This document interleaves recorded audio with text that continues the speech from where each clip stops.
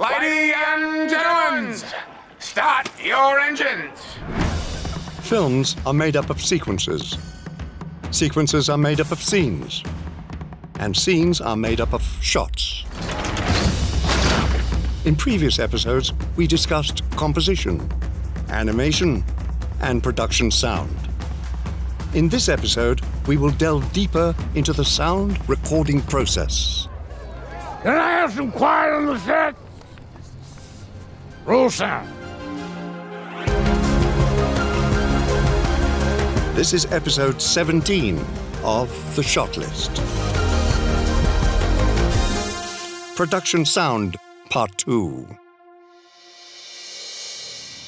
Before sound speeds, don't forget to subscribe to Studio Binder and enable notifications to stay up to date on all our videos. Now, quiet on set.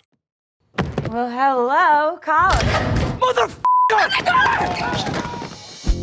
Last time we looked at the physics of sound, which is defined as a disturbance that creates an acoustic wave through an elastic medium, like a liquid, gas, or solid.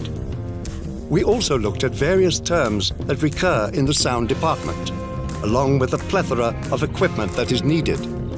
And finally, we went through the various production sound positions that are available on set. Today, we'll look closer at what the sound crew does on set and how they adapt to different environments. Let's begin with the general rules for recording sound on set. The sound department's work on set starts long before the recorder starts rolling. Though a sound mixer was likely present during the tech scout for locations, they will begin to look for potential noise issues that could arise on set. If they spot anything, they will communicate them to the locations department. The team will also watch rehearsals in order to get a better sense of how to mic the scene. Oh, to you. Cheers. It's far more than my wages amount to. Cheers. Ideally, they will be able to position the shotgun so that it's no more than 3 feet away from a subject. They can also add plant mics, microphones that are hidden on set to capture the sounds that the shotgun may miss. Here's the mic, right here in the bush. Yeah. Now you talk towards it. Once more, it is the mixer's job to vocalize if they see a potential sound issue during the run-through. In the long run, vocalizing problems early will help expedite the shooting process, an important quality for a good sound department. Mixer Chris Howland explains. The last thing you can do is slow the train down. And so you're always listening to, gauging the tone of the room, trying to read between the lines, because if things change, you need to be able to change with them. And, you can't rely on somebody to just tell you this is what's going to happen. When actors are done with hair and makeup, the mixer will then wire them, placing the lav in their costumes. It's important for a mixer to be sensitive during the process, clearly communicating where they will locate the lav. It's also critical that the lav's placement will have minimal clothing noise. Production sound mixer Tom Williams explains his approach. You're trying to get it right to the edge of a costume when you've got a millimetre or so to play with. You really need to push it out as much as possible to get as much air on the mic, and it still has to obviously be hidden. Once the actors are mic'd and the boom operator is in place, the sound department is ready to record. The second assistant camera will slate in front of the camera after the sound mixer confirms they are speeding. Speed. 70 Apple, take 3. Mark. Ensuring that the post team will be able to sync footage and audio easily. The boom op will usually move the shotgun close to the slate to get the clap, and then move it back into position. When they are ready, they will often announce boom set. Set. And action! While recording the scene, the mixer will watch the levels. They will usually want to keep audio peaks between -6 and -12 dB. hitting 0 dB could cause distortion. To ensure distortion doesn't occur, some sound mixers will use limiters. This will prevent peaks, but may eliminate dynamism from dialogue, so it's typically used sparingly. The sound department will also want to capture room tone, audio of the set without any other noise. This recording can be used by the post-production sound team in the sound bed of a scene, so there's never total silence. And so cuts between dialogue aren't as jarring. You remind me of the daughter they took away from me. A sound mixer will often remind the assistant director at the beginning of the day that they'll need time for room tone. Hold it, hold it! What? I still have to record room tone. Okay, all right, everybody. When recording, the boom operator will make sure the microphone is pointed in the same direction it was during the scene to ensure a maximum level of continuity. Mic's in position. Scene 6, room tone, rolling. Typically, a room tone recording should be about 2 minutes. A sound department may also record wild takes after a scene is finished. These are certain sounds from a scene that may be hard to recreate in post, but which are also difficult to capture during the scene. This could be the sound of a prop, or even a short line of dialogue. Of course, sound recording differs based on the location. Let's look at best practices for recording interior sound. Usually, recording indoors means a recordist has more command over the sound around them. Interior spaces typically have controllable noise, which refers to any noise that can be mitigated by the sound or locations department. This could be the hum of a refrigerator or an HVAC system in a larger building. The crew can often coordinate with the owners of the space to turn off or turn down these noises. The size of the set will play a role in what microphone a mixer may choose. As a general rule, shotguns with fewer ports, the ridges on the side of the microphone, are better for small spaces. For larger spaces, more ports are ideal. This is because ports are used to capture sound coming from the side of a shotgun and cancel it out using phasing, where a sound wave cancels out a specific frequency.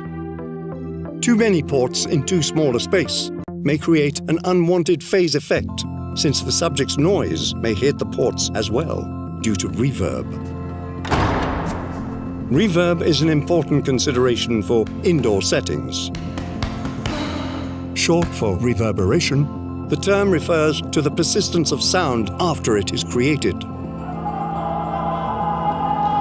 Reverb is often most prevalent when a subject is surrounded by hard surfaces, which will bounce sound waves rather than absorb them.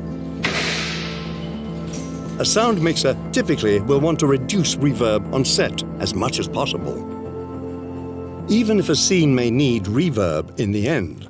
Where is Harvey Dent? That is usually added by sound designers in post, so that they may have more control over how it is employed. Where is Harvey Dent? To avoid reverb, a sound mixer will try and cover as much of the set as possible in soft materials that will absorb sound. They may coordinate with the art department to build carpets or curtains into a set. But if that's not possible, they will employ fernies. Short for furniture pads, these are blankets made for dampening reverb. Sometimes, however, reverb and echo can be utilized deliberately. Mixer Amanda Beggs explains her approach for a warehouse concert scene in Mike Mills' 20th Century Women. When we tech scouted it, it was an echo chamber, and I pointed out that it was going to sound like an echo chamber. Even with bodies, the band was going to have a certain sound, but Mike was all about that. Mike did not want it to sound like we were recording this band in a studio. He wanted it to be the space. Another tricky but common interior space is the car. When recording in a vehicle, sound mixers have numerous unwanted noises to contend with, and a limited space in which to hide mics. A rule of thumb most mixers employ in cars is to have the microphone pointed away from the engine so that they can avoid that noise as much as possible. Often, mixers will hide laughs in a car's visors. Sound mixer Stéphane Boucher explains furthering this technique for Lucy.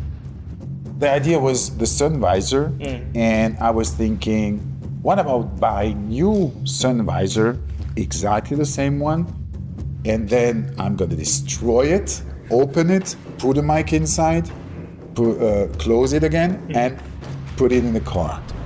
No, this is not possible, lady. This is a police car. Okay. Recording for interior locations requires ingenuity, and so does recording exterior sound. Often recording outside means having far less command over the sounds making their way onto the set. These sounds are called uncontrollable noises and can include anything from a plane flying overhead to a gust of wind. If an outdoor set is near a roadway, traffic sounds will also be a concern. Sometimes this is a controllable noise through ITC, or intermittent traffic control, where the locations department halts the traffic when a take is in progress. Wind is harder to halt. To avoid wind noise, a recordist will usually employ a blimp or a dead cat. A dead cat is a furry covering for a shotgun that cuts down wind from hitting the mic. A blimp is another covering that protects a microphone even more. But the more protection provided by a covering, the more the high frequencies risk getting reduced. So a mixer will typically only use the amount of protection that is absolutely necessary. Wind and other uncontrollable noises can also be mitigated through smart mic placement. On a particularly gusty day, a boom operator may record from below an actor, pointing the shotgun up at them and avoiding the worst of the wind. This is also true if a production is happening on a roof. If there is traffic noise from below, pointing the shotgun upwards will avoid it.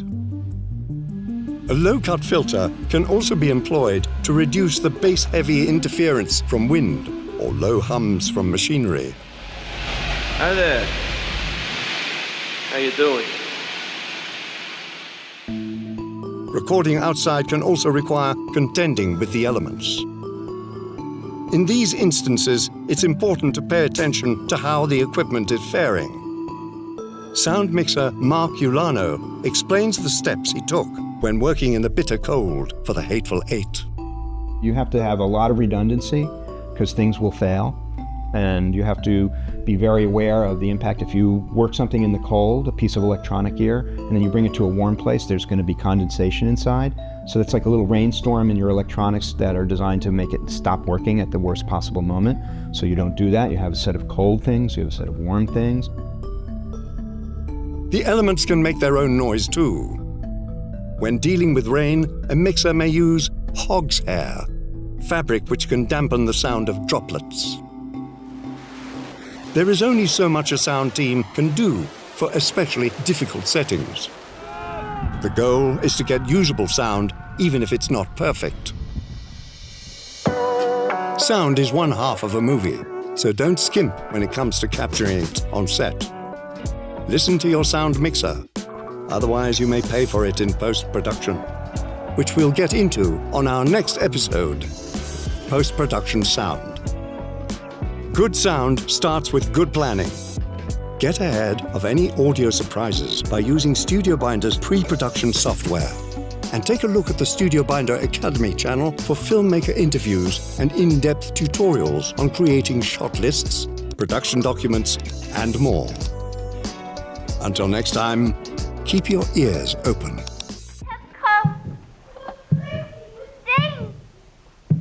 Sure. What's that noise? The mic's picking up her heartbeat. Swell. Ah!